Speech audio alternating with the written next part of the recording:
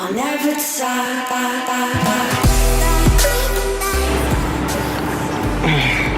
As a swimmer, one of the most annoying things are foggy goggles. Hey guys, my name is Colvin and these are some tips on how to prevent your goggles from fogging. Do not rub the inside of the lens with your fingers, tongue, towel or tissues. Don't use any form of lens cleaner. Don't use any form of shampoo, gel or toothpaste. After swim practice, rinse them in fresh water as the chlorine can be damaging to the anti-fog. Do not put the goggles on your forehead in between sets, as the sweat on your forehead can saturate the anti-fog treatment.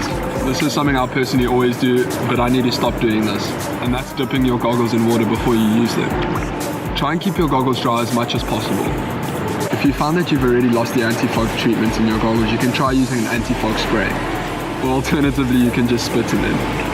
I hope some of those tips help. If you know of any tips, please comment down below. Also let us know what you'd like to see in the next video. Thanks for watching.